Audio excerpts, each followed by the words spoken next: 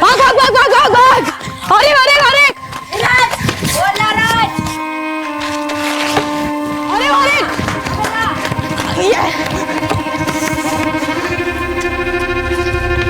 भाग भाग भाग भाग भाग भाग भाग। अरे अरे अरे अरे अरे भाग भाग भाग भाग।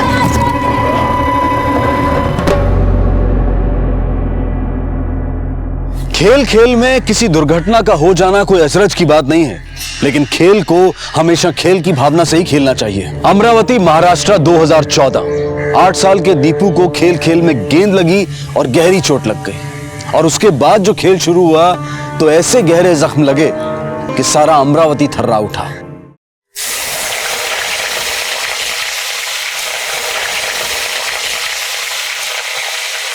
अवी, ए अवी,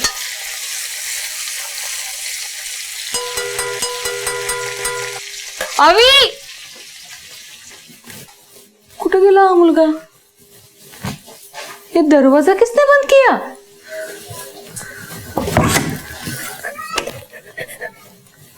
अवी,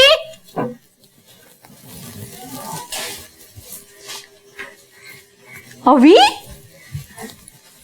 यहाँ पे क्यों बैठा है? भूख नहीं लगी तुझे? चल खाना खाते आजा। क्या हुआ है? चल आजा। अरे आ ना, यहाँ पे क्यों बैठा है तू? आजा, भूख नहीं लगी तुझे? अरे क्या हुआ? क्या हुआ है तुझे? तबीयत तो ठीक है तेरी? हाँ क्या हुआ बेटा, बोल ना। हाँ क्या हुआ? हाँ नाही, अरे बाबा असतील। काय मुलगा? या अविनाश, कैसा आहेस? हाँ तेरे लिए क्या लाया? बिस्किट खाएगा ना? गुड, अच्छा प्यारा बच्चा। ए सुरभि, हाँ अगर जरा पानी घेऊन ये। ओए आले आले। अरे दरवाजा क्यों लगा रहा है? कितनी गर्मी है बाहर। सुबह से ऐसे ही कर रहे हैं, पता नहीं क्या हुआ इसे। क्या हो गया बाबा? हाँ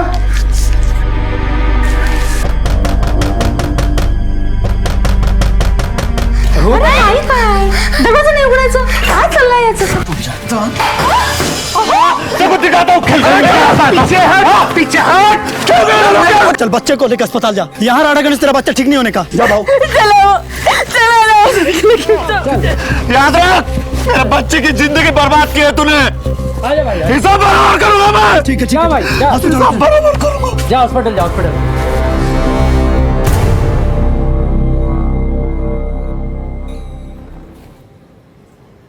सुरभि, मैं फैक्ट्री जा रहा हूँ। सामान लिया अपने सब? हाँ। इसका ख्याल रखना।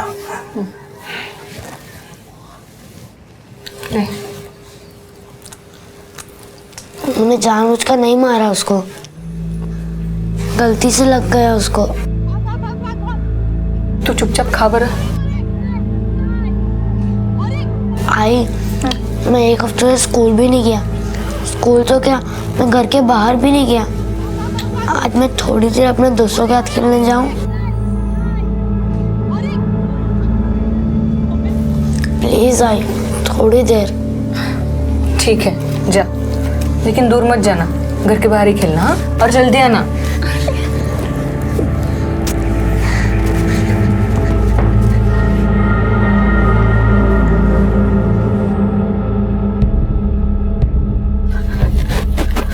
अवी, ए अवी, बेटा अभी को देखा कहीं? नहीं, पता नहीं काकी। कहाँ गया ये? सुरभि, ओ सुरभि, सुरभि, मिला? नहीं, अब ढूंढो ना उसे।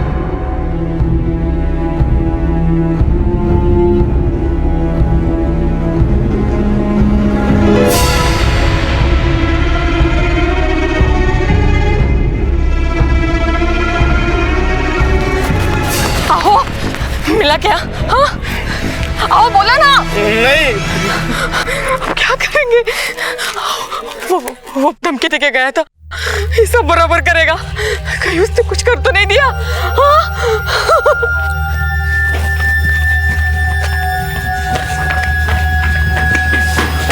खोल, दरवाजा खोल। अभी किधर है मेरा? क्या है? अभी किधर है मेरा? अरे रुक, नहीं है इधर बेटा तेरा। अरे तेरा मर्द किधर है? मरद किधर है मतलब? कहाँ पे क्या है? तेरा आदमी धमकी देके गया था ना, मेरे बेटे को छुपा के रखे तूने अंदर। दिखा मुझे। अरे यहाँ नहीं है तेरा बेटा, नहीं है तेरा बेटा, बोला ना एक बार। देख, जो भी हुआ मैं माफी मांगती हूँ। जा यहाँ से, मेरे पास तेरा बच्चा नहीं है, समझी क्या? देख, मुझे मेरा बेटा सीधी तरह से दे दे। देख, मुझे रुक यहाँ पे, बड़ी आई। खोल, खोल ना।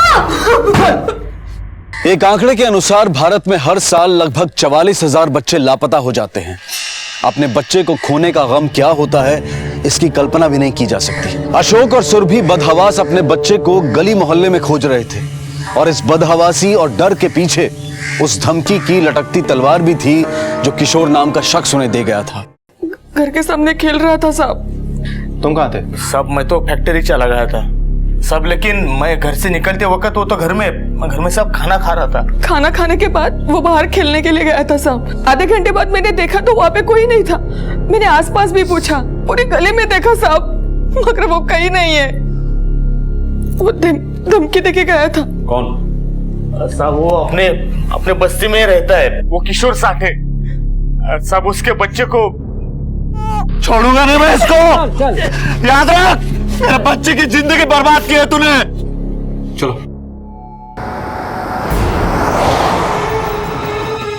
मरद कहाँ तेरा?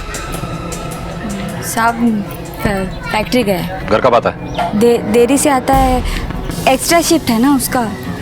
साहब इसका बेटे ने मेरे बेटे का आँख फोड़ दिया, ऊपर से यहाँ पे आके राड़ा करती है। मेरी राड़ा करती है? मेरे अभी को अंदर छुपा के रखे तूने, मुझे मालूम है। हाँ साहब, हाँ। एक मिनट, सबसे पहले राड़ा तेरे मर्द ने किया, इनके घर जाकर धमकी तेरा मर्द दे के आया। अब इनका बच्चा खो गया है तो शक किस पर करूं? साहब हम घर में आदमी है, किसी का बच्चे को लेके क्या करेगा? मोबाइल है उसके पास? हाँ साहब। नंबर बोलो। 98। The number you have called is currently not reachable. Sir ये तो नॉट रीचेबल। फैक्ट्री जाकर पता करो।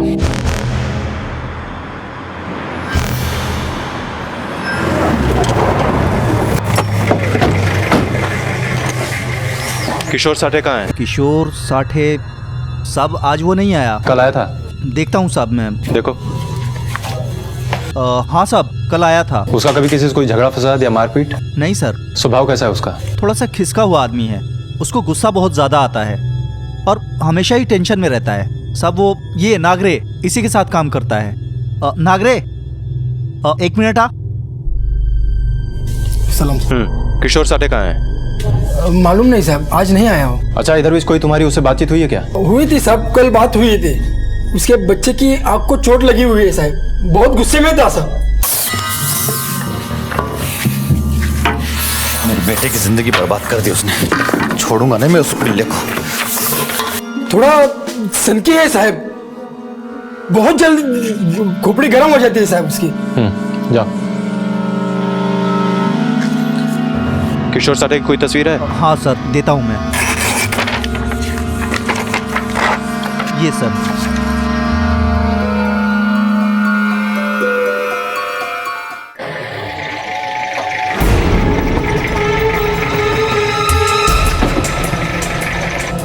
सर किशोर आज फैक्ट्री नहीं गया है। कहाँ गया है किसी को कुछ पता नहीं। मतलब उसकी बीवी ने झूठ बोला? हाँ सर, मेरी बात फैक्ट्री वर्कर से भी हुई है। वो कह रहा था कि किशोर ने बच्चे को लेकर कुछ परेशान सा चल रहा था और कोई हिसाब बराबर करने की बात कर रहा था। और सर मैं ये सोच रहा था कि अगर इस केस में किशोर का कोई हाथ नहीं है तो कहीं ये मामला फिरौती का तो नहीं? नहीं आपने, ये मामला फिरौती का नहीं है, क्योंकि फिरौती देने की औकात इस परिवार की नहीं है। इधर पुलिस आई थी, मैं निकल रही है। चल होकर।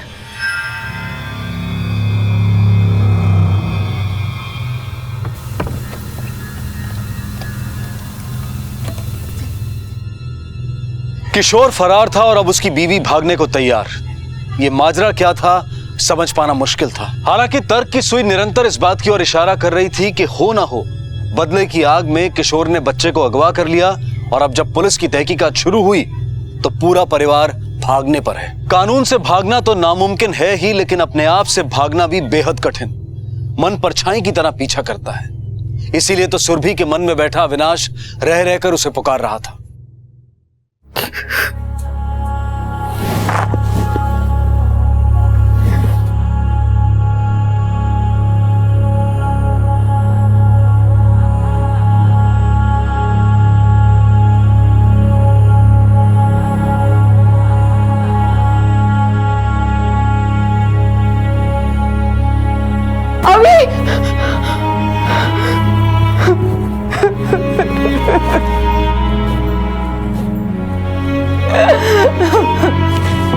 ए सुरभि, सुरभि सुन ना, सुरभि अपना अविनाश है ना सुबह तक आ जाएगा।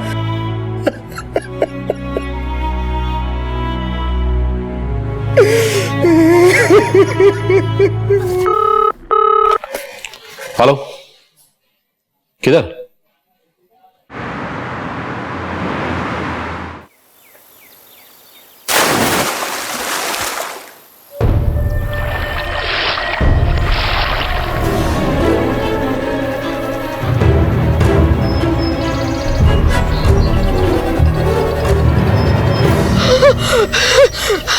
अभी नहीं है।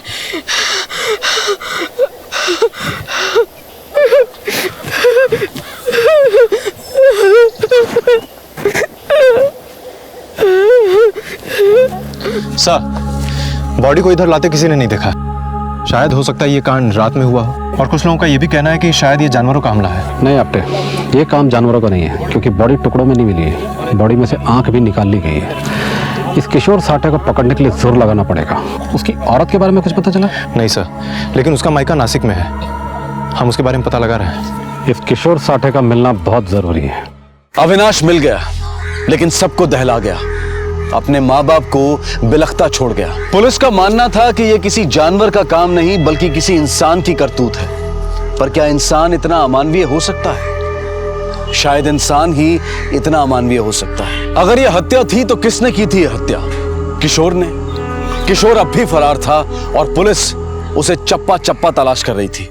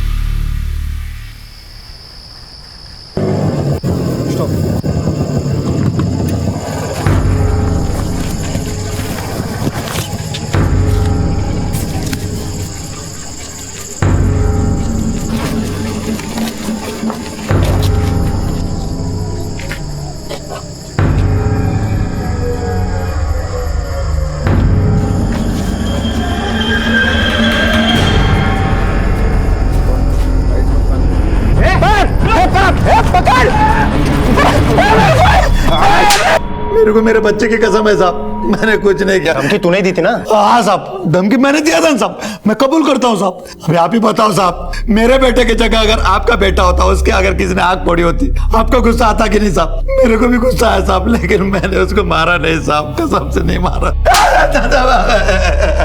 फिर तू भागा क्यों? हाँ, तू भागा तो भागा, तेरी घरवाली भी भाग गई। दोनों साथ मिलकर कांड करते हो और यहाँ का ड्रामा करता है। नहीं साहब, मैं तो औरंगाबाद गया था साहब। क्यों? वो फ्री का ऑपरेशन होता है साहब, आग का। मेरे दोस्त का कोई डॉक्टर पहचान वाला है, उसको मिलने गया था साहब। ये कहानी मत बना। अगर हम लोगों ने वहाँ हॉस्पिटल में जाके पूछताछ कर ली ना तो सब सच पता चल जाएगा। पूछो साहब, जिसको पूछना है पूछो, वहाँ डॉक्टर चौहान है साहब, वहाँ पूछ लो साहब। फिर तेरी बीवी क्यों भागी? अरे वो अशोक और उसकी औरत मेरे घर पे आके झगड़े कर रहे थे साहब, उसके बाद आप लोग आ गए। मेरी बीवी डर गई साहब, इसलिए दीपू को लेके कोल्हापुर चले गई। उसकी बहन रहती है वहाँ पे। उस बच्चे की लाश मिली है, लाश। तेरे बच्चे की एक आंख गई, बदले में तूने दोनों आंख ले ली। अरे मैंने कुछ नहीं किया साहब, मैंने उसको नहीं मारा। मैं मेरे बच्चे की कसम खा के बोलता हूँ साहब, मैंने नहीं मारा।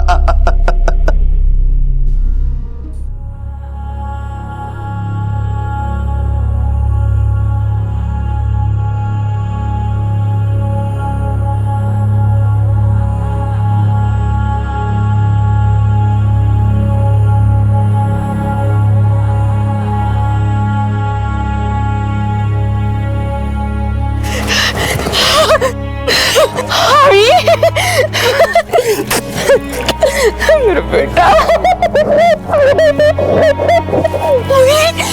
काकी में नितिन।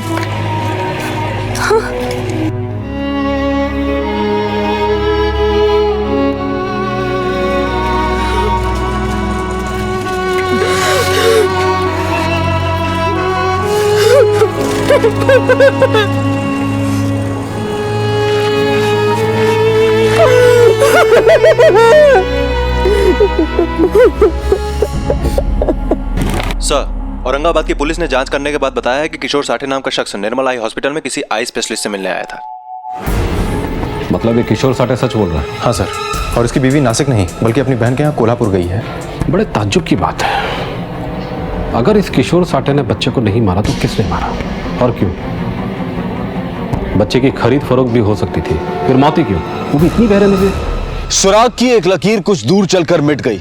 शक की सुई किशोर की तरफ इशारा करती हुई वापस लौटकर अपने स्थान पर आ गई। एक बार फिर से पुलिस को शुरू से शुरू करना पड़ा, नए रास्ते पर चलना पड़ा।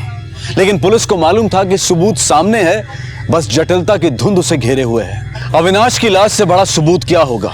और फिर वो जहां मिला वो तालाब, उस रास्ते ही तो अपराधी आया होगा।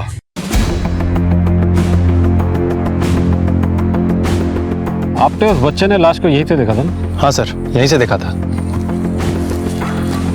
ये जमीन देख रहे हो? हाँ सर, लेकिन यहाँ पर इतने घास है और पथरीली जमीन है तो पैरों के निशान मिलना मुश्किल है। पैरों के निशान तो यहाँ थे ही नहीं, क्योंकि बॉडी को यहाँ से नहीं, वहां वो झाड़ियों के बीच में तो जमीन दिखाई दे रही ना। हाँ सर, वहां से फेंका गया है।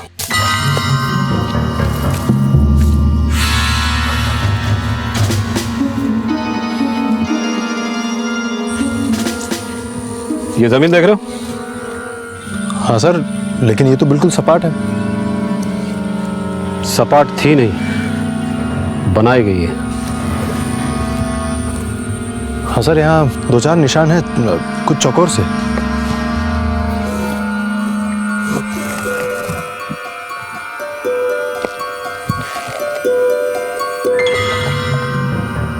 ये क्या है सर? रेक्सिन का टुकड़ा। सर ये तो सीट्स या सोफा में लगाए जाते हैं।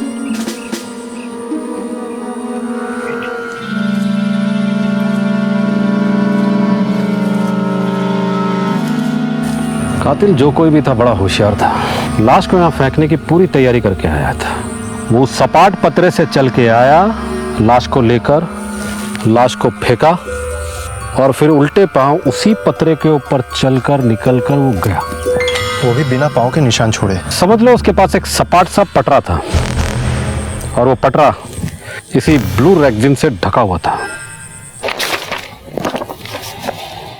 पोस्टमार्टम की रिपोर्ट के मुताबिक बच्चे पर हमला किसी जानवर ने नहीं किया, बल्कि उससे भी कहीं ज्यादा खतरनाक किसी जीव ने।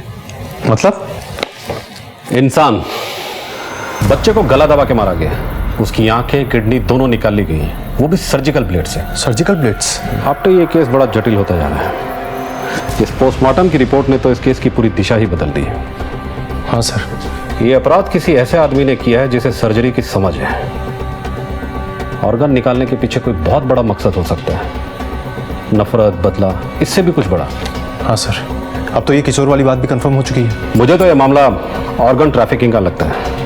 अच्छा, अमरावती में कितने हॉस्पिटल होंगे? छोटे बड़े कुल मिलाकर कोई दर्जन भर। इन सभी हॉस्पिटल में जाओ और पता करो हाल फिलहाल में कोई ऑर्गन ट्रांसप्लांट का केस आया कि नहीं। Okay sir.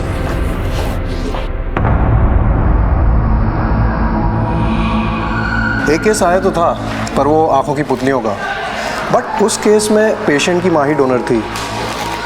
अनफॉर्चुनेटली 2 रोज पहले उनकी डेथ हो गई। आप चाहें तो हॉस्पिटल के रिकॉर्ड्स को चेक कर सकते हैं।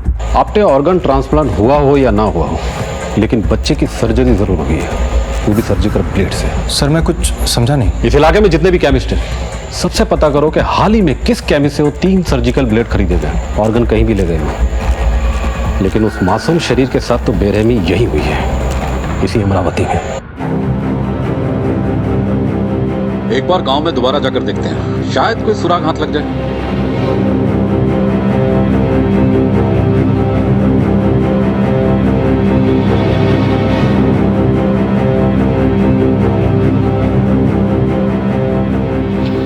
अरे बेटा इधर आओ।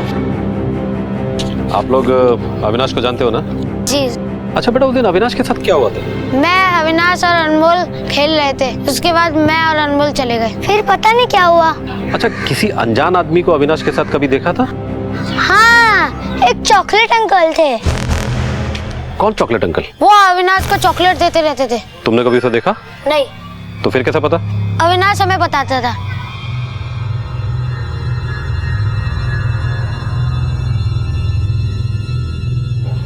आप लोग किसी चॉकलेट अंकल को जानते हैं? नहीं साहब। अविनाश ने कभी जिक्र नहीं किया? नहीं। यहाँ पर अविनाश का सबसे करीबी और पक्का दोस्त कौन है?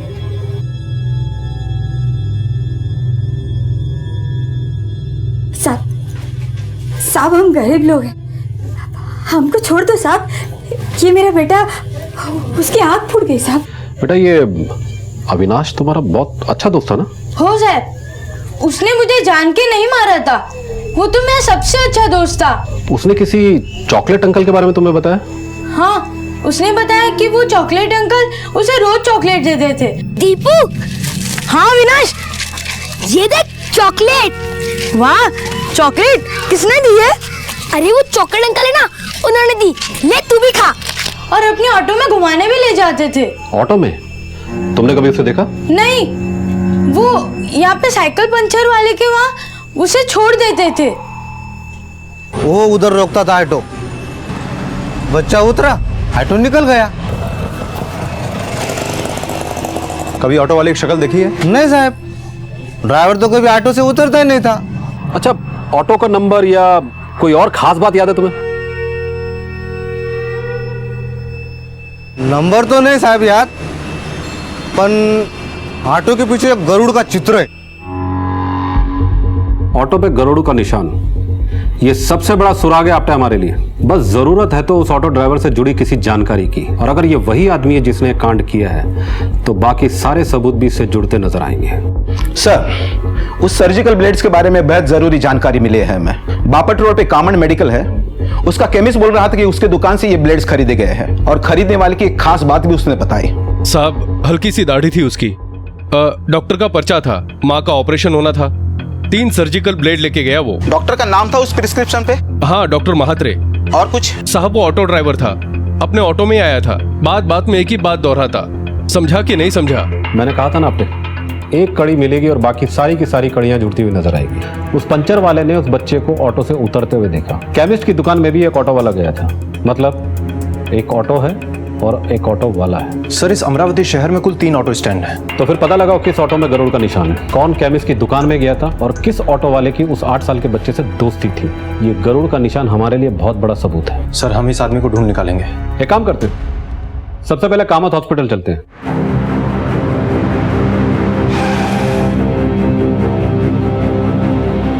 सर, पिछले 3 दिनों से यहाँ कोई मेजर ऑपरेशन तो नहीं हुआ, और हमारे सर्जन भी पिछले 1 हफ्ते से छुट्टी पे है। जिस प्रिस्क्रिप्शन को दिखाकर उस आदमी ने 3 सर्जिकल ब्लेड खरीदे, उस पे किसी डॉक्टर मात्रे का नाम लिखा था। कुछ 2 साल पहले यहाँ डॉक्टर मात्रे काम करते थे।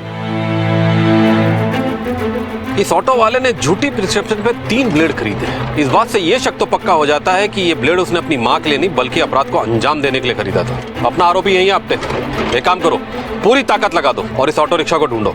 ऑटो के साथ साथ ये गुमनाम आरोपी भी मिल जाएगा। नहीं साहब, गरुड़ वाला ऑटो तो ये स्टैंड पे तो नहीं है। क्या हुआ, कुछ हाथ लगा? हमने तीनों ऑटो स्टैंड पे देखा है, लेकिन वो गरुड़ वाला ऑटो हमें कहीं नहीं दिखाई दिया। सर, लगता है कि अपराध करके शहर से बाहर निकल गया है। ये भी तो हो सकता है उसने ऑटो कहीं छुपा दिया, ये ऑटो की काया पलट कर दिया। हमें उस ऑटो को नहीं, ऑटो ड्राइवर को ढूंढना होगा। लेकिन सर, अभी तक उसको किसी ने देखा भी नहीं। उसे देखा भी है और सुना भी है। याद है उस केमिस्ट ने क्या कहा था? बात बात में समझा के नहीं समझा बोलता है। राइट सर, बिल्कुल ये कहता था। आपने वो आदमी यही ऑटो चलाता था, और अगर वो ये शहर छोड़कर कहीं चला गया है तो कोई तो होगा जो उसे जानता होगा। अभी इस वक्त हमें उससे ज्यादा उसकी इंफॉर्मेशन चाहिए। अरे यार, आजकल किसी भी ऑटो में बैठो, ड्राइवर ऑटो कम चलाता है, उसकी जबान ज्यादा चलने लगती है। मेरा बेटा ये करता है, मेरी आई, मैं ये, मैं वो। हाथ में हैंडल, नजर सड़क पे, लेकिन जबान बड़बड़ बड़बड़ बड़बड़ बड़बड़ है कि नहीं बाबू? हाँ, अभी परसों ही एक मिला था बापट रोड पे। क्या आदमी था, हर बात में समझा कि नहीं, समझा कि नहीं, समझा कि नहीं। अरे मैं समझू या ना समझू, तुमसे मतलब। गांधीनगर आ गया साहब। हाँ, बस बस बस रुको। ऑटो।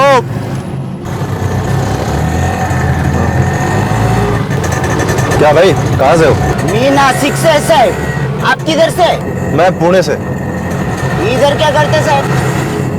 मैं वो ठेकेदारी करता हूँ। भाई भी 3 साल पहले ठेका लेता था सातारा में। अरे कल यार कोई ऑटो वाला मिला था। क्या आदमी था रे? आदमी मतलब? वही हर बात में समझा कि नहीं, समझा कि नहीं, समझा कि नहीं। संतोष सिकरे, जानता है उसको? 1 नंबर का टोपी बाज आदमी। लगता है अमरावती में वापस आ गया। लौट आया मतलब? हाँ साहब, 2 साल पहले।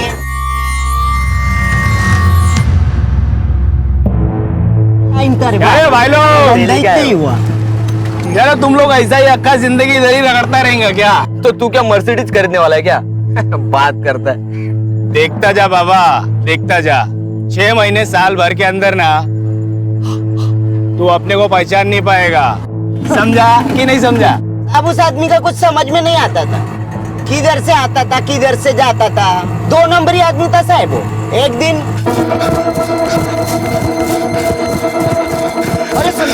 अरे सुन तो सही। अरे किधर भाग रहा है रे बाबा? हाथ काई को रहे तू इतना? बहुत गड़बड़ हो गई। गड़बड़ जान ले लेंगे। अरे पर हुआ क्या रे बाबा? बोलेगा तो सही। मैं बाद में मिलता हूँ। क्या हुआ बोलना। फिर उसका क्या हुआ कुछ मालूम नहीं पड़ा साहब। एक काम करो, अपने सभी खबरियों से कांटेक्ट करो, कोई ना कोई खबर तो जरूर निकलेगी। Okay sir. ऑटो चालक, गरुड़ का निशान और सर्जिकल ब्लेड्स। तहकीकात और तथ्यों के जुड़ने से जो शक्ल सामने आई थी वो थी संतोष शिकरे की। संतोष अविनाश से मिलता था, उसे चॉकलेट देता था। तो क्या उसी ने मासूम अविनाश की हत्या की थी? कानून में सबूत के अलावा गवाह की भी अहम भूमिका होती है। संतोष हत्यारा है, ये महज अभी एक अटकल थी, एक अनुमान था, और इस अनुमान को जरूरत थी एक गवाह की। लेकिन कोई तो होगा जिसने देखा होगा इस जघन्य अपराध को होते। चीखेगा मैं और चीखेगा। अरे मेरे बाप, चुप करना। क्या बके जा रहा है? बकेगा मैं और बकेगा। साला किसी के बाप से नहीं डरता मैं।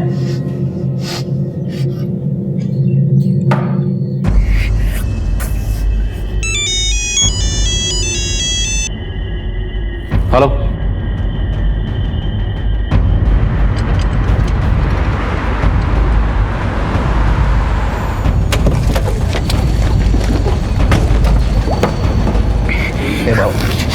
ये जो कुछ हुआ ना उसे भूलने का, इस बात को भूलने का। ऐसे कैसे भूलेगा? पकड़ो साले को।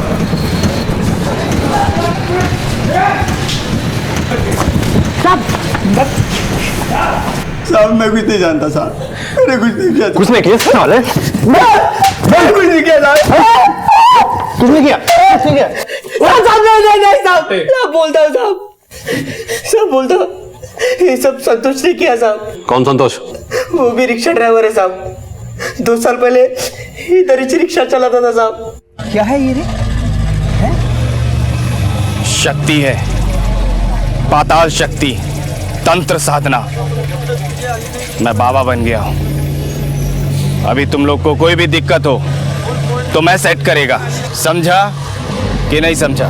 मेरे बेटे को भी नौकरी नहीं है, घर पर ही बैठा है, उसके लिए कुछ करना। 10,000 रुपए लगेगा। 10,000 देगा।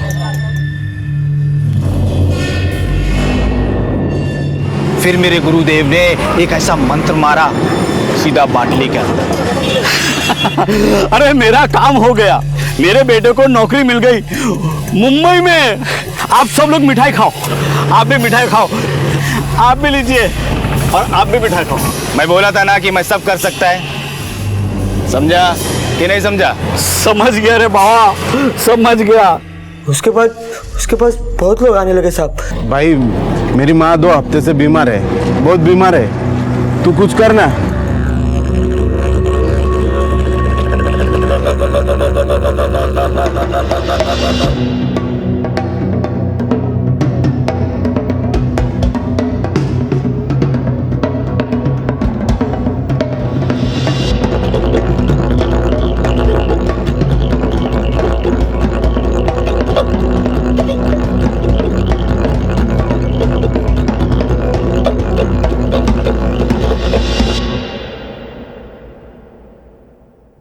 आई आई आई यार क्या किया तूने आई को?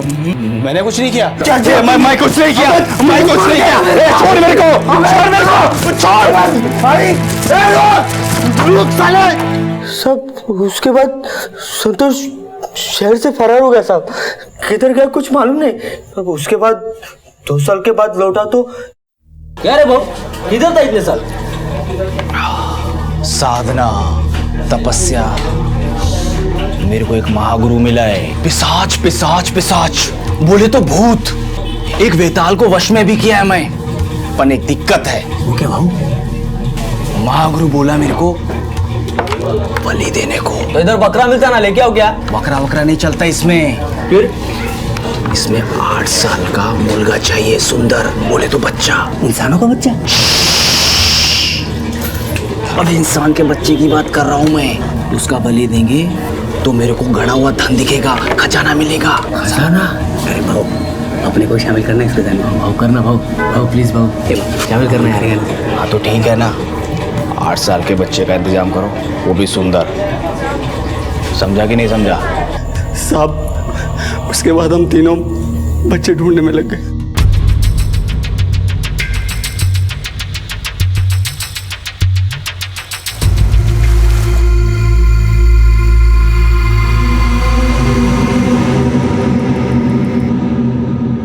इस बात में अब कोई शक नहीं रह गया था कि इस पूरे कांड का मास्टरमाइंड कौन था और किसकी शैतानी सोच का नतीजा था ये। हालांकि इस अपराध में प्रभु और रवि बराबर के भागीदार थे, लेकिन इस कुकर्म का सरगना था संतोष शिकरे। संतोष अब भी लापता था। अब तक वो पुलिस को चकमा देने में कामयाब रहा था, लेकिन अब बारी पुलिस की थी। अरे तू आ तो सही, चल। अरे भूलेगा तो? अरे दिखाता हूँ, चलना। अरे क्या है? ये देख। अरे ये तो वही जगह है ना जिधर हम लोगों ने लाश डाला था? अरे वही तो, यहीं पे खजाना है। इधर ही? हाँ। अरे मेरे को सपना आया था, मैंने सपने में आके यहाँ पे खोदा तो मुझे 100 रुपया मिली। दिखा दिखा, मैं बोला था ना, बलि और उसके बाद तंत्र, अपने को खजाना दिखेगा। दिखाना खजाना। अब इधर ना। हाँ, इधर ही।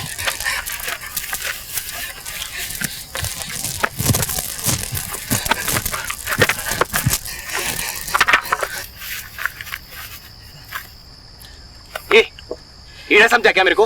हाँ? अबे मजाक कर रहा है मेरे साथ? मजाक तो बेटा थाने चलकर होगा। चल। क्या रे, कहाँ है तेरा महागुरु? साहब मेरा कोई महागुरु नहीं है। एक बार मैंने देखा। भाऊ, ये रात रात भर क्या करते रहते हैं? अबे तुझे नहीं पता क्या, ये लोग रात रात भर तपस्या करते हैं, बहुत शक्ति होती है इन लोगों में। ये मरे हुए इंसान का मांस खाते हैं, तभी ना शक्तियां प्राप्त होती हैं। ये सच है क्या? हाँ! हम कहते हैं भाग यहां से, भाग। हम अघोरी हैं, पैसे के लिए ये सब नहीं करते। दुनिया से विरक्त हम यहाँ सत्य की खोज में आए हैं। बाबा 2-4 ट्रिक मुझे भी सिखा दो ना, अपन जिंदगी भर तुम्हारी सेवा करेगा, आपके चरणों में रहेगा बाबा। उसके बाद मैंने सोचा कि मैं खुद शुरू करेगा। शायद मैं 4थी पास है, सिर्फ 4थी पास। मेरे को कुछ आता जाता नहीं है। ये तो पैसा मिला, उसके बाद खूब पैसा मिलने लगा, पर 1-2 पार्टी बिगड़ गया। एक ही वो मां मर गई थी ना, तो मेरे को भागना पड़ा अमरावती छोड़ के। और फिर लौटते ही तूने उस बच्चे की बलि दे दी। सब किसी ने बताया था कि अघोरी के पास बहुत शक्ति होती है, वो लोग लाश खाते हैं। मैंने सोचा कि मैं भी लाश खाएगा तो मेरे पास भी शक्ति आ जाएगी। समझा कि नहीं समझा?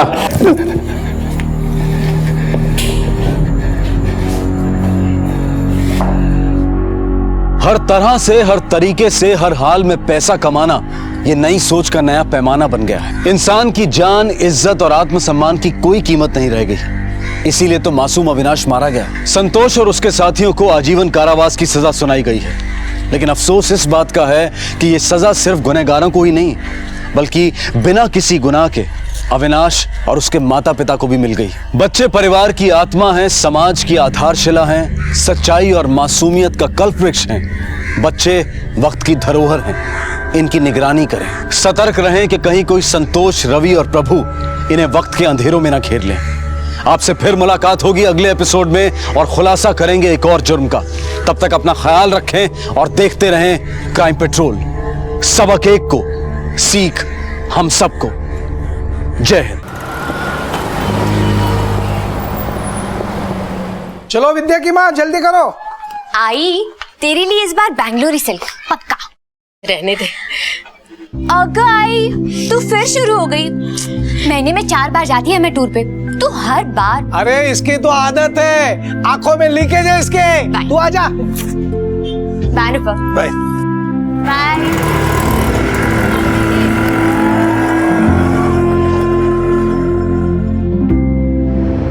मौत जिंदगी का एक अनिवार्य सत्य है, लेकिन अननेचुरल डेथ, अकाल मृत्यु जिंदगी के मकसद को ही झुठला देती है। परिवार और समाज को दुख, दर्द और खौफ की ऐसी खाई में ले जाती है जहां से निकलने में उन्हें कई बार बरसों लग जाते हैं। मुंबई में बसे मीरा रोड में जुलाई 2014 से घटनाओं का एक ऐसा सिलसिला चल पड़ा जहां जिंदगी ताश के पत्तों का घर बनकर रह गई और कौड़ियों कौड़ियों बिखर गई।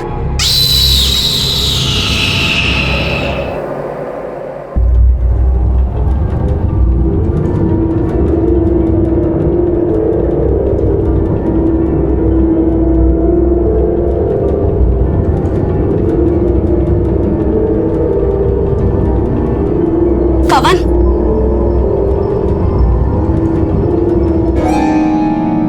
पवन मेरी बात सुन। आज वापस लड़के आए ना, तेरी बात का जवाब दे। कितनी चोट कैसे लगी? तू जवाब देगा कि नहीं मेरी बात का? पवन, मैं तुझसे कुछ पूछ रही हूँ। अरे करम चले, मुझे जीने देगा कि नहीं चैन से? कभी मारपीट, कभी पत्तेबाजी, इसके अलावा कुछ आता है कि नहीं? मैं अकेली औरत 4 घर में झाड़ू कटका करके 2 पैसे कमाती है। और तू नालायक। दुख रहा है। वो मैंने कुछ नहीं किया। मेवा ने मेरे साथ गोची किया और मेवा ने मुझे थप्पड़ भी मारा। तू ना अपनी बकवास बंद कर, समझा ना? मैं सब जानती है कि तू क्या करता है। देवा, मुझे थोड़े पैसे दिए होते तो मैं तुझे अच्छे स्कूल में डालती और इस मवाली बस्ती से कहीं दूर लेकर जाती। दुख रहा है माँ, माँ दुख रहा है। माँ तू फिक्र मत कर, मैं बड़ा होके बहुत सारा पैसा कमाऊंगा। हमारे पास बड़ा घर होगा, बड़ी गाड़ी होगी, बहुत सारे पैसे होंगे। तू फिक्र मत कर। एक तो अपनी बकवास बंद कर, समझा ना? दुख रहा है।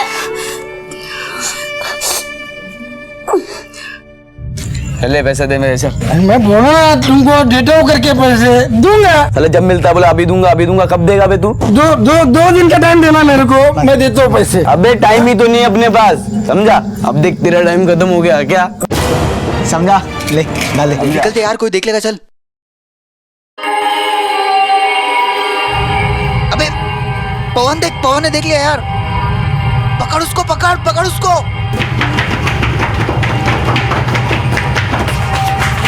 ये रुक।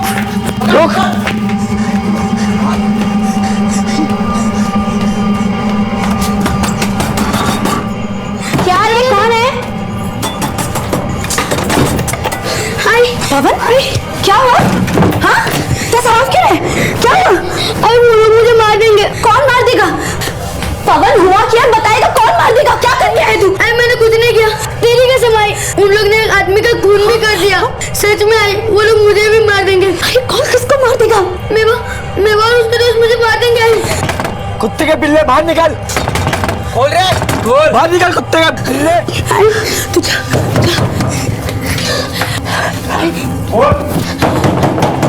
कौन है? पिल्ला किधर है तेरा? वो इधर। अरे हट। कोई नहीं है। बोल किधर है तेरा पिल्ला? कोई नहीं है, मैं बोल रही हूँ। नहीं बोलेगी, मैं खुद देखता हूँ। मैं बोल रही है ना, वो नहीं आया घर पे। आई शपथ नहीं आया। चुप रहे, मेरे को देखने दे। कहाँ है तेरा पिल्ला? किधर है तेरा पिल्ला? खून सवार है मेरे सर पे। मैं बोल रही है ना, कोई नहीं है। आएगा तो बोल उसको। जो देखा, जो सुना, अगर किसी को बोला ना, किल्ली निकाल लूंगा मैं उसकी और तेरे हाथ में उसका कटा हुआ सर रखूंगा मैं। क्या समझी? किसी को कुछ नहीं बोलेगी, ना वो बोलेगा। समझा? उसको कुछ नहीं बोलना। ए चिकने, समझा इसको? समझ जा जो भाई ने बोला है।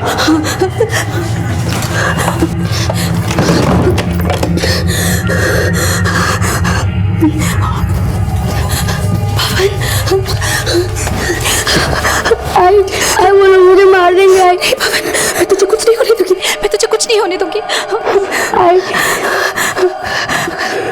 साहब, मुझे पता है सब किसने किया। किसने? मेवा और उसके दोस्त लोगों ने किया है। नहीं, उसे छोड़ दो साहब, उसने कुछ नहीं किया है साहब, वो गलत लोगों के संगत में है साहब। जो कुछ कहना थाने में आके बोलना। कुछ नहीं किया मेरे बेटे ने साहब। तुमने खबर दी ना पुलिस को? अरे साहब कुछ नहीं किया, छोड़ दीजिए साहब, छोड़ दीजिए, कुछ नहीं किया, गलत लोगों के साथ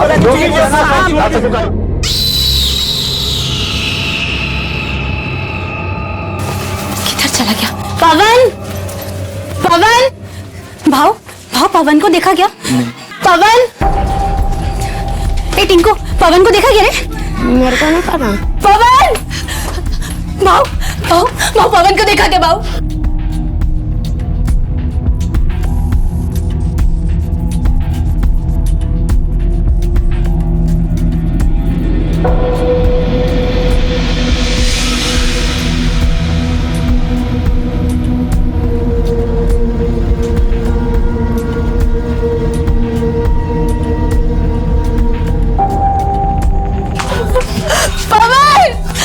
भाव भाव पवन को देखा कि मैं सुबह से ड्यूटी कहीं नहीं मिल रहा है भाव। पवन का कोई पंगा उंगा तो नहीं हुआ था? जो देखा जो सुना, अगर किसी को बोला ना, दिल्ली निकाल लूंगा मैं उसकी, और तेरे हाथ में उसका कटा हुआ सर रखूंगा मैं। एक काम कर, मैं तो कहती जाके पुलिस में खबर कर दे। तो तुम्हारे बेटे ने मेवा और उसके साथियों को चाकू चलाते हुए देखा था? हो साहब, फिर? साहब मेवा घर पे आके धमकी दिया कि अगर पवन ने किसी को भी कुछ भी कहा तो उसकी तीली निकालेगा, उसकी मुट्ठी काट कर मेरे। पर साहब पवन ने किसी को भी कुछ भी नहीं बताया साहब। ये मेवा और उसके साथी तो लॉकअप में बंद है। उनमें से कोई नहीं कर सकता। हो सकता है काम उसके किसी जोड़ीदार ने किया हो। हम पूछताछ करते हैं। बच्चे की कोई तस्वीर, कोई फोटो वगैरह? फोटो तो नहीं है, पर बहुत छोटा है साहब, इतना बड़ा साहब, हल्के गुलाबी रंग की टी शर्ट पहनी थी। बहुत बोलता है साहब, पर बहुत भोला है, एकदम ही बेवकूफ है साहब। वो एक बार मुझे मिल जाएगा ना साहब, उसे किधर नहीं जाने देगी साहब, मैं किधर नहीं जाने देगी। उनसे बच्चे की डिटेल्स लेके आसपास के सभी थानों में पहुंचा था। Okay sir. साहब मेरा बेटा मिल जाएगा ना साहब? मिल जाएगा, हम कोशिश करेंगे। मीरा रोड इलाके से पवन भली भांति परिचित था। अपने आप में वो एक तेज चतुर बच्चा था, और ऐसे में उसका इस तरह से अचानक लापता हो जाना किसी भयानक अनहोनी की तरफ ही इशारा कर रहा था। हमारे देश में लापता बच्चे आमतौर पर यौन शोषण, गुलामी और भीख का शिकार हो जाते हैं, और कई बार तो ऐसा हश्र होता है कि इंसानी रूह कांप जाए।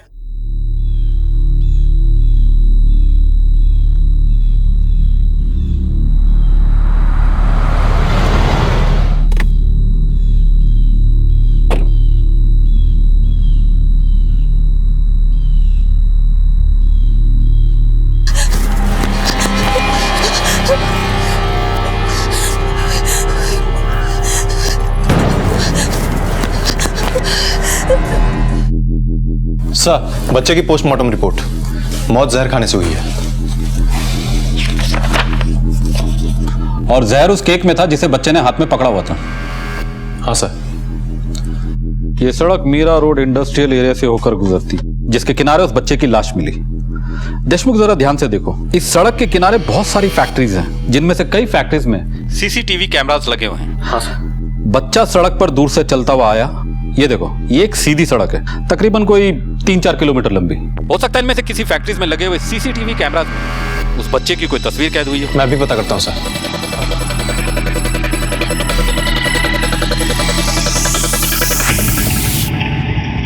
सर, आपका अनुमान बिल्कुल सही था। बच्चा मीरा रोड इंडस्ट्रियल एरिया वाले ही रोड पे किसी एक पॉइंट से चला था, और सर उसी रोड पे करीब 2 किलोमीटर पहले एक फैक्ट्री है, और ये फुटेज उसी फैक्ट्री के बाहर लगे कैमरे की है। ये तो वही बच्चा है। हाँ सर, ये फुटेज लास्ट मिलने के करीब 40 मिनट पहले की है। और सर ये देखिए, ये टैक्सी का नंबर भी साफ दिख रहा है। Good work Deshmukh. इस औरत की तस्वीर आसपास के सभी थानों में सर्कुलेट करवाओ, और इस टैक्सी को ढूंढो। इसका नंबर MS04 BSK 8335। ये नंबर काफी क्लियर है। सर, टैक्सी के नंबर को लेकर हमारी 2 टीमें ऑलरेडी निकली हुई हैं। बाकी इस औरत को तो मैं खोज निकालूंगा। अरे पिछड़िए पिछड़िए।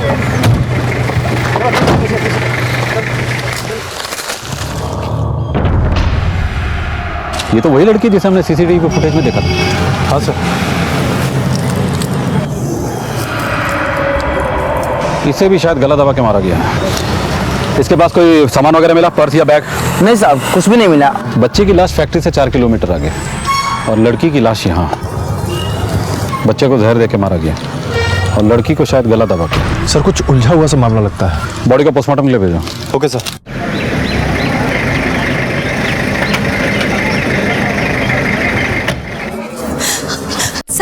साहब मेरे बच्चे की कोई खबर साहब? अभी तक तो नहीं, लेकिन हमारी तलाश जारी है। जैसे कुछ पता चलेगा हम आपको बता देंगे। वो मिलेगा आपको साहब।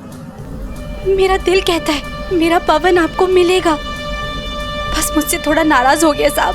मैं उसको मारती थी, डांटती थी, गालियां देती थी ना, इसीलिए बस नाराज होकर कहीं भाग गया साहब। लेकिन मैं उससे बहुत प्यार करती है साहब। इस दुनिया में उसके सिवा मेरा और कोई नहीं है साहब, कोई नहीं है। अभी आप घर जाओ, जैसे कोई खबर लगती है हम आपको बता देंगे। सर उस टैक्सी का नंबर जाली था। मैंने आरटीओ के सारे रिकॉर्ड चेक करवाए, ऐसा कोई नंबर है ही नहीं। सभी लोकल टैक्सी स्टैंड पर जाकर पर्सनली चेक करो और सभी टैक्सी ड्राइवर को बच्चे और लड़की की तस्वीर दिखाओ। हो सकता है इनमें से किसी ने उन्हें टैक्सी पे जाते हुए देखा। Okay sir. और हाँ, आसपास के सभी थानों में जाकर पता करो कि पिछले 10 दिनों में कोई गुमशुदगी की रिपोर्ट तो दर्ज नहीं हुई किसी बच्चे या फिर सर किसी लड़की की। Right sir. आपके थाने में इस बच्चे को लेकर कोई कंप्लेन आई है क्या?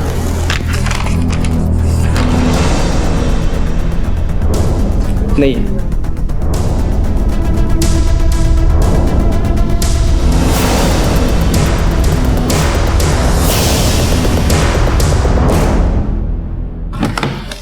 सर उस लड़की के साथ पहले बलात्कार हुआ, बाद में बड़ी बेरहमी के साथ गला घोटकर उसकी हत्या कर दी गई। और सर हमें बच्चे के बारे में एक जानकारी भी मिली है। बच्चा वसई रोड के एक फुटपाथ पे रहता था। और उसके कपड़े तो सर उसने अच्छे पहन रखे थे, लेकिन वो कचरे उठाने का काम करता था। बड़ी अजीब पहेली है देशमुख। एक लड़की और एक बच्चा जिसे जहर देकर मारा गया है, और फिर उस लड़की की लाश जिसे गला घोटकर मारा गया है। एक पैटर्न सा बनता जा रहा है, लेकिन कुछ अधूरा, कुछ कड़ियां मिसिंग है इसमें। हेलो, क्या हुआ सर? नायगांव पुलिस स्टेशन से इंस्पेक्टर साठे का फोन था। बता रहा था कि काशी नायगांव के पास एक लड़की की लाश मिली है। बॉडी में पहचान के लिए कोई भी चीज नहीं मिली है।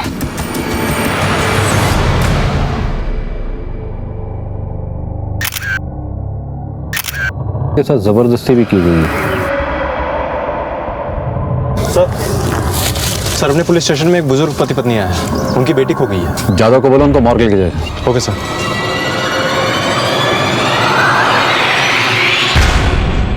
ये क्या हो रहा था मुंबई शहर में? एक के बाद एक पुलिस को एक लड़की जिसका बलात्कार किया जाता और कुछ ही दूरी पर एक बच्चे की लाश मिल रही थी। ये एक पैटर्न बन गया था, लेकिन कौन कर रहा था ये सब और क्यों?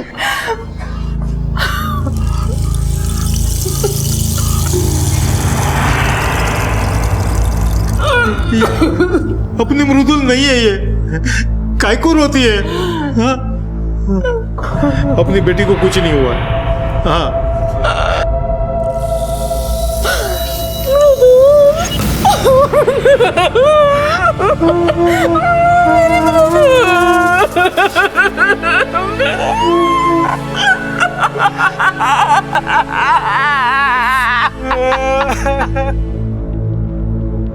सॉफ्टवेयर इंजीनियर थी मेरी बेटी साहब। वो ऑफिस कैसे जाती थी? अपार्टमेंट के गेट से ऑटो लेती थी। चौकीदार ने भी उसे देखा। साहब वो रोज सुबह गेट से ऑटो पकड़ती थी, लेकिन उस दिन टैक्सी से गई। ये बात मैंने उसके माँ बाप को ही बताई। टैक्सी से? हाँ साहब, उस दिन गेट पे एक बच्चा। वो क्यों रहे हो आप? कहाँ रहते हो आप? पूनम नगर।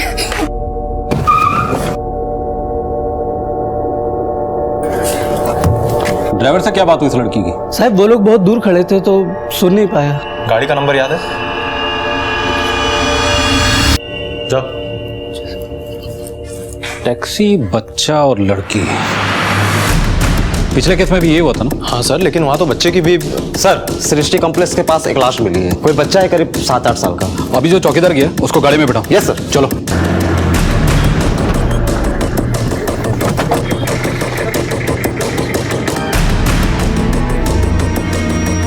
साहब, ये तो वही बच्चा है जो कल मृदुल मैडम के साथ टैक्सी में बैठा था।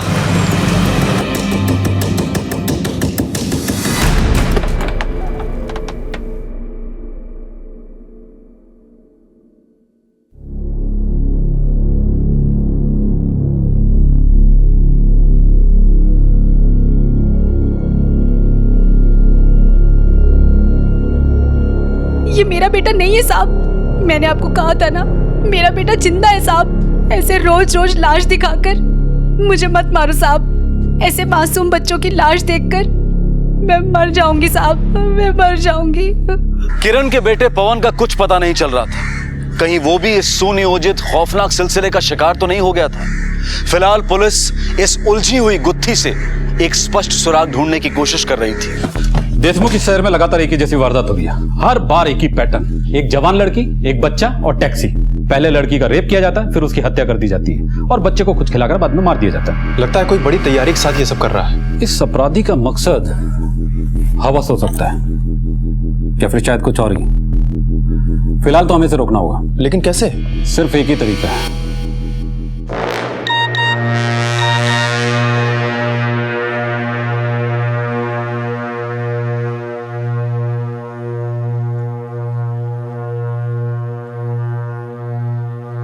और हीरो ने क्या डायलॉग मारा पता है? जास्ती बोलने का नहीं तो इधर ही 3 का 13 कर देगा मैं। मस्त ना? हीरो। आई आई आई आई आई। क्या हुआ बेटा, तुम रो क्यों रहे हो? मैं घूम गया हूँ। तुम्हारी आई कहाँ है? अच्छा, तुम्हें तुम्हारा घर तो पता होगा ना? हाँ, मंदिर के पास। मैं तुम्हें तुम्हारे घर तक छोड़कर आऊंगी। हाँ चलो। क्या नाम है तुम्हारा? दीपू। ये बताओ तुम गुम कैसे हो गए? अरे मैडम, आजकल के माँ बाप ना अपने बच्चों पर ध्यान ही नहीं देते।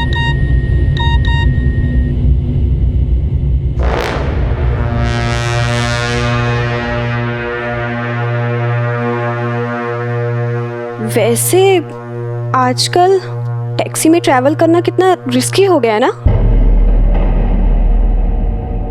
वो कैसे मैडम? हाँ, अभी मुंबई पुलिस का मैसेज आया है सबको कि सचेत रहें। अगर रास्ते में कोई लापता बच्चा मिले तो पुलिस को इन्फॉर्म करें। और लिखा है कि ऑटो या टैक्सी में ना बैठे।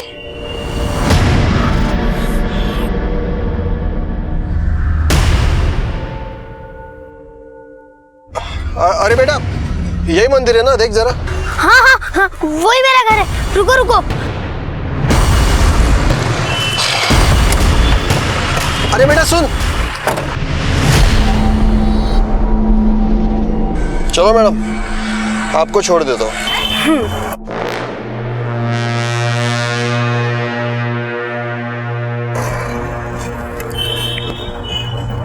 हेलो। हाँ मम्मी, मैं टैक्सी में ही हूँ। हाँ हाँ, मैं घर पहुँच ही रही हूँ। 10 मिनट में मैं पहुँच ही जाऊँगी। ठीक है? हाँ।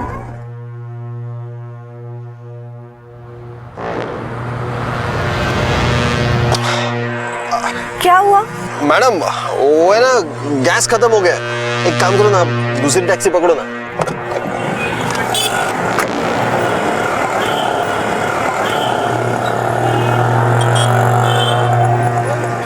काश के इस लड़की ने इस घटना की सूचना पुलिस को दे दी होती। काश के पुलिस इस खबर के आधार पर उस दरिंदे को पकड़ पाती।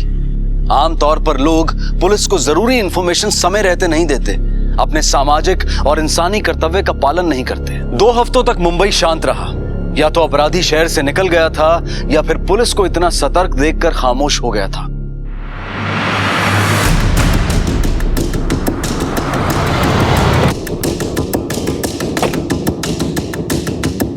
सर, बदबू तो बहुत दिनों से आ रही थी, मुझे लगा कोई जानवर मरा हो।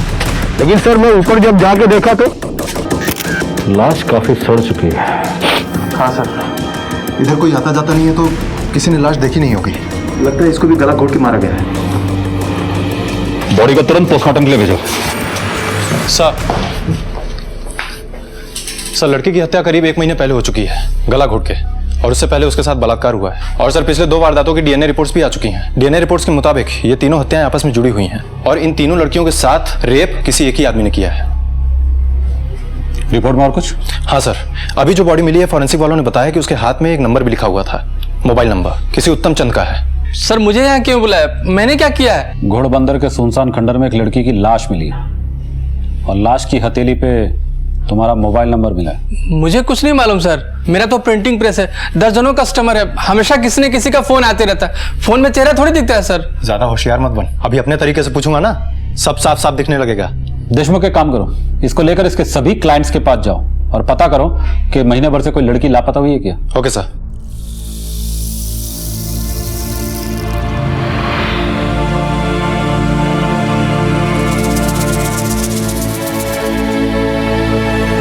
सर उत्तम चंद के क्लाइंट्स में से किसी को कुछ नहीं मालूम उस लड़की के बारे में। हेलो, हाँ ठीक है। क्या हुआ? लड़की के ऑफिस का पता चल गया। सर विद्या पाठक हमारी कंपनी की मार्केटिंग एग्जीक्यूटिव थी और उस दिन वो बेंगलोर के लिए निकली थी सर। बेंगलोर क्यों? बेंगलोर में हमारी कंपनी का एक ब्रांच है, लेकिन उस दिन के बाद उसकी कोई खबर नहीं मिली। उसके पेरेंट्स भी बहुत परेशान हैं और हमने वसई पुलिस स्टेशन में कंप्लेंट भी दर्ज कराई है। विद्या के पेरेंट्स कहाँ रहते हैं? सर वो विरार से आती थी। उसके हाथ पे ये नंबर मिला था। सर विद्या की एक आदत थी, वो कुछ भी किसी से भी बात करती थी तो नंबर अपने हाथ पे लिख लेती थी। और सर What happened? आप कौन? सर ये हमारे जीएम है मिस्टर विकास पटेल सर। सर पुलिस को विद्या की लाश मिली। What? My God! अभी 6 महीने पहले तो उसने हमारा ऑफिस ज्वाइन किया था। ये सब कैसे हुआ? पुलिस जांच कर रही है। एनीवे मुझे निकलना होगा, मेरी एक इंपॉर्टेंट मीटिंग है बोरीवली में। एंड अगर आपको मेरी कोई भी हेल्प की जरूरत हो, आप ये मेरा कार्ड रखिए। Please call me any time. I am really sorry, I will have to rush. Okay?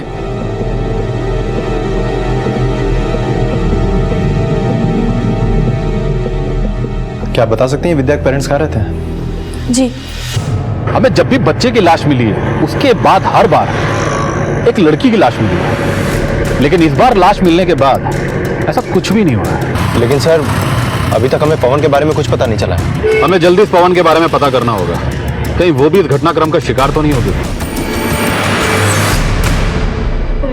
सब 1 महीने से ढूंढ रहे थे, 1 महीने से। आखिरी बार आप लोग उससे कब मिले थे? उसी रोज जब वो बैंगलोर जा रही थी। उसके साथ उसका मंगेतर भी था साहब। कौन मंगेतर? अनुपम पाटिल साहब। बहुत अच्छा लड़का है साहब, इंश्योरेंस एजेंट है। 1 महीने पहले ही दोनों की सगाई हुई थी साहब। दोनों बहुत खुश थे, दिसंबर में शादी तय हुई थी साहब। बाय अनुपम। Bye bye. आपको पक्का यकीन है कि वो ऑटो से ही गई थी, टैक्सी तो नहीं थी ना? अरे नहीं साहब, मैं ऑटो लेके आया था। ये अनुपम पाटिल कहाँ रहते हैं? सर महीने भर से ढूंढ रहा हूँ उसको, कहाँ नहीं ढूंढा। यहाँ लोकल थाने के चक्कर काट के पागल हो गया। वसई विरार मीरा रोड मुंबई सेंट्रल तक गया। कब से जानते हो उसको? सर हम लोग एक साथ कॉलेज में थे, 5 साल हो गए। विद्या से किसी की कोई रंजिश, कोई झगड़ा? नहीं सर, उसका किसी के साथ झगड़ा हो ही नहीं सकता। अगर कोई ऊंची आवाज में भी बात करे ना तो भी डर जाती। कोई उसको बुरा भी बोल दे तो भी कुछ नहीं बोलते। मुझे यहाँ पे क्यों बुलाया सर? ताकि आप वो बातें बता सके जो उधर ऑफिस में बोल नहीं पा रही थी। एक्चुअली विद्या और बॉस के बीच में कुछ प्रॉब्लम चल रहा था। कैसी प्रॉब्लम? विद्या जिस दिन बेंगलोर के लिए निकल रही थी उस दिन बॉस उसे अपने कैबिन में बहुत डांट रहे थे। बॉस के साथ उसका रिलेशन? विद्या मार्केटिंग में थी और हमारी कंपनी का सारा काम मार्केटिंग से ही होता है, तो बॉस के साथ उसका उठना बैठना लगा रहता था। ये विकास के साथ भी? वैसे तो ठीक है, लेकिन थोड़ा सिक्रेटिव है। बाकी वो अपने बारे में किसी को ज्यादा कुछ नहीं बताता। अब बताएगा। देखिए मुझे जो मालूम था मैंने आपको बता दिया है। वो महज एक एम्प्लॉय थी and I am really sad कि उसके साथ जो कुछ भी हुआ, इससे ज्यादा मुझे कुछ पता नहीं है। फिर तो हमें आपको थाने में 1-2 दिन और रखना पड़ेगा। किस जुर्म में? अगर आप हमारे साथ कोऑपरेट नहीं करेंगे तो मजबूरन हमें आपकी रिमांड लेनी पड़ेगी। देखिए मैं अपने लॉयर से बात करना चाहता हूँ। और आप ये कैसे कह सकते हैं? 20 साल हो गए मुझे इस नौकरी में, कुछ नजरें पड़ना हम भी अच्छे तरीके से जानते हैं। अभी आप बताएंगे या कोर्ट से ऑर्डर मंगवाऊं? देखिए अब वो मैं और विद्या हम दोनों के बीच में कुछ चल रहा था। क्या? हम एक दूसरे से प्यार करते थे। उसकी शादी तय हो चुकी थी और हम उसके मंगेतर से मिलके आए हैं। हाँ मैं जानता हूँ कि उसका मंगेतर था, लेकिन वो उस रिश्ते से खुश नहीं थी। वो एक साधारण सा इंश्योरेंस एजेंट था और वो काफी एम्बिशियस थी। वो जिंदगी में आगे जाना चाहती थी, स्मार्ट थी और मुझे अच्छी लगी। उसका इस्तेमाल किया और बाद में फेंक दिया। देखिए हम दोनों शादी करने वाले थे जिस दिन वो बेंगलोर जा रही थी। मुझे कुछ और टाइम चाहिए, मम्मी पापा को भी बताना। और फिर पिछले 3 महीने से तुम मुझसे टाइम मांग रही हो। इनफ इज इनफ यार। विद्या मैं तुमसे बहुत प्यार करता हूँ और कितने दिन तुमसे दूर। सर आप ही बताइए, जिस लड़की से मैं इतना प्यार करता था, जिससे मैं शादी करने वाला था, मैं उसे क्यों मारूंगा? क्यों? देखिए आप अभी जा सकते हैं, लेकिन बिना हमारी परमिशन के आप मुंबई से बाहर नहीं जा सकते। इस आदमी का बैकग्राउंड चेक करवाओ, मुझे इस आदमी पर शक है। कोई खबर नहीं तेरे बेटे की, मिलते ही खबर भिजवा देंगे। अब तुम जाओ।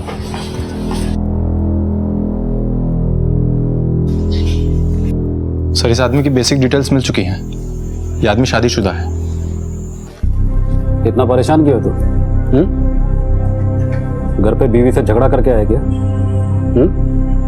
बीवी को बुलवाऊं या फिर?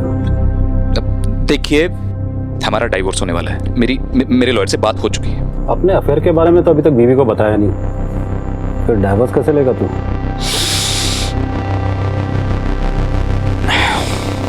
बताया था। आपको पता है कि प्रॉब्लम क्या है? ये विद्या मुझे 3 महीने से शादी की डेट के लिए टाल रही थी, जिसकी खातिर मैं अपनी 7 साल पुरानी शादी को छोड़ रहा था। लेकिन बेंगलोर जाने से पहले मुझे उसने बोला था, मुझे बस बैंगलोर से लौटने दो, फिर पक्का शादी कर लेंगे। मैंने अनुपम को भी बता दिया। बस तुम थोड़ा सा शांत हो जाओ प्लीज। विकास के आंसू सच्चे हैं या झूठे, विकास की बातें मनगढ़ंत हैं या हकीकत का बयां, ये पुलिस की जांच पड़ताल उजागर कर देगी। लेकिन इतना तय था कि विद्या की मौत का मकसद इंसानी रिश्तों के दरमियान ही था। प्यार जैसी खूबसूरत भावना मौत की बदसूरत शक्ल अख्तियार कर सकती है।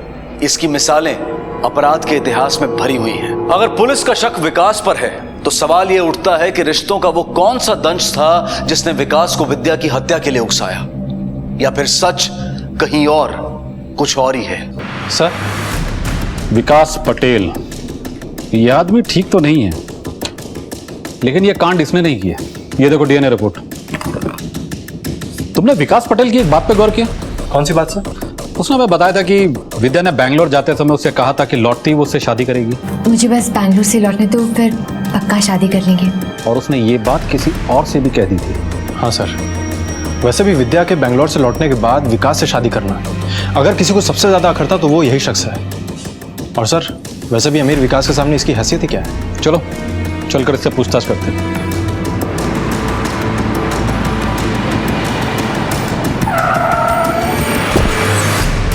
नहीं सर, ये नहीं हो सकता। विद्या और उसका बॉस, नहीं सर ये सब झूठ है, ऐसी कोई बात नहीं है। विद्या ने मुझे नहीं बताई। लेकिन विकास का तो कहना है कि इस रिश्ते को लेकर विद्या की तुमसे बात हुई थी। सर ये विकास, ये जो कोई भी है ना, ये झूठ बोल रहा है। मेरी विद्या मुझे धोखा नहीं दे सकती। साहब मैं तो पहले इसको बोला था, ये लड़की तेज है, तेरे हाथ से निकल जाएगी। ये ठहरा साहब मामूली इंश्योरेंस एजेंट, 15,000 रुपए से ज्यादा कमाता नहीं है। दीवाना हुआ पड़ा था उस लड़की के पीछे। सुन ले, बॉस के साथ चक्कर चल रहा था उसका। तू चुप कर जा राकेश, सब झूठ है। तू जा यहाँ से। मैंने इसको समझाया था।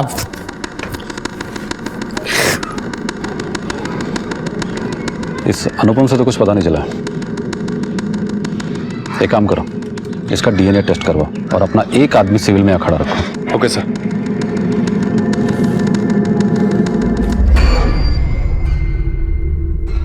सर ये तो टैक्सी ड्राइवर है। पकड़ के लाओ इसे। Okay sir.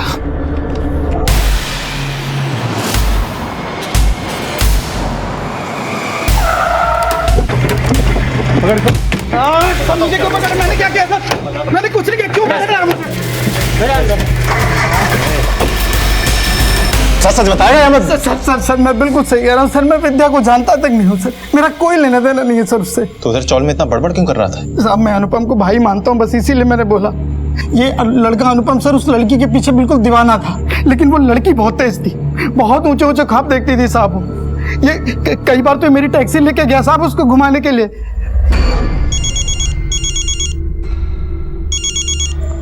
हाँ हेलो, क्या? कंट्रोल रूम को अलर्ट कर दो और उसको पकड़ो। सर अनुपम के चौल से अपना ही आदमी था। अनुपम अभी अभी वहाँ से निकल रहा है और सर उसके हाथ में कुछ बैग वगैरह भी था।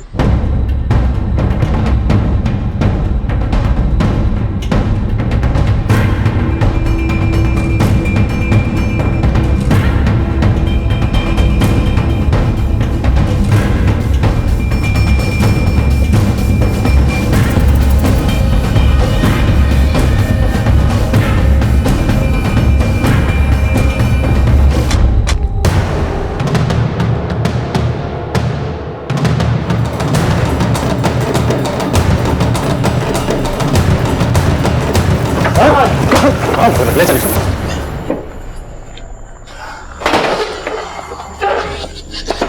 विद्या के बैंगलोर जाने के कुछ रोज पहले मैंने पता कर लिया था क्या चल रहा है उसके और उस कमीने विकास के बीच। कैसे? फोन नहीं उठा रही थी मेरा।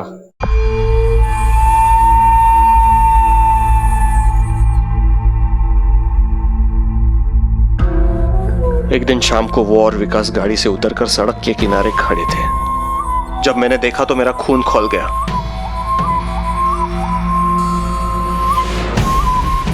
मैंने विद्या से सीधे सवाल कर लिए, क्या चल रहा है? कौन था वो? अनु, मैं तुझे बताने ही वाली थी। क्या? कि अपना ये एंगेजमेंट, शादी नहीं हो सकता, पहले की तरह फ्रेंडशिप। दिमाग तो ठीक है? हाथ छोड़ मेरा। मैं लाइफ में कुछ बनना चाहती हूँ, बहुत पैसे कमाने हैं मुझे। मैं तेरी छोटी सी खोली में अपनी लाइफ बर्बाद नहीं कर सकती।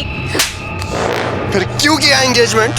देख, मैं उसको छोड़ूंगा नहीं और तेरे को भी नहीं, याद रख। फिर एक रोज विद्या बैंगलोर के दौरे पर निकल रही थी। सॉरी बोलने आया हूं तेरे को। मेरे को तेरी सॉरी वॉरी नहीं चाहिए, तू जा यहाँ से। देख, मेरे को तेरा प्रपोजल मंजूर है, हम दोस्त रहेंगे, तू जा उसके साथ। चलती हुआ ध्यान रखना अपना। विद्या वहां से विदा हो गई। मुझे मालूम था विद्या रेलवे स्टेशन ऑफिस होके ही जाएगी। बाय। मैंने राकेश से उसकी टैक्सी ले ली और विद्या ऑफिस से छूटने के 5 मिनट पहले ही उसके ऑफिस के गेट के सामने खड़ी कर दी। टैक्सी मुंबई। विद्या बैठ जाओ, मैं तुम्हें छोड़ देता हूँ। तुम क्यों आया? तुम बैंगलोर जाने से पहले एक आखिरी बार तुम्हें स्टेशन छोड़ना चाहता हूँ।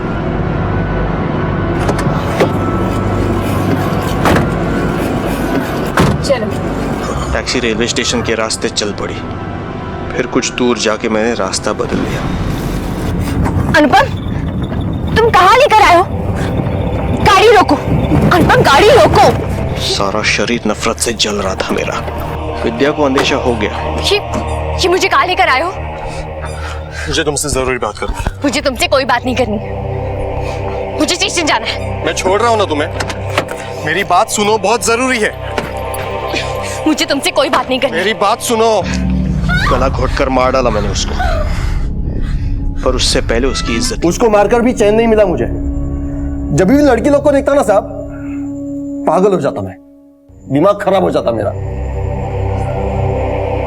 नफरत सी हो गई थी औरत जात से। फिर मैंने सोच लिया शांति का अब एक ही उपाय है, एक ही तरीका। इसलिए मैंने एक प्लान बनाया।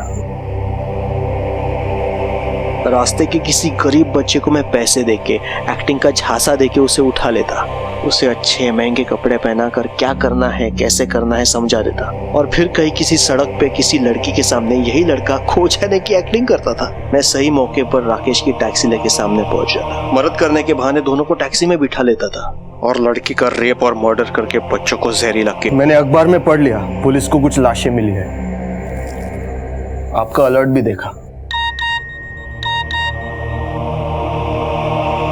फिर मैं रुक गया, रुक गया।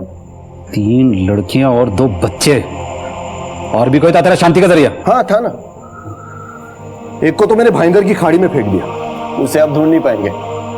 एक बड़ा पत्थर बांध दिया उसके गले में। और बच्चा? लोहानी टॉस के पीछे वाले जंगल में। अरे क्या साहब, रोज रोज कहाँ लेकर जाते हो? मैंने कहा ना, मेरा पवन जिंदा है, उसे कुछ नहीं हुआ। कल रात में मेरे सपने में आया था और मुझे कहा, माँ मैं आ रहा हूँ मैं।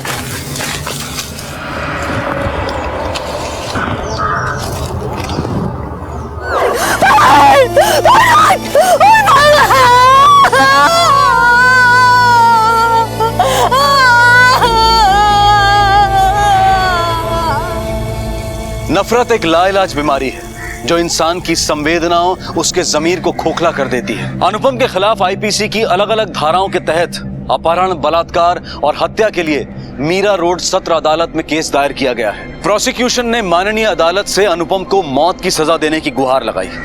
बच्चों की जिंदगी को अपराध का जरिया बनाया गया। मासूम लड़कियों की इज्जत और जान ली गई।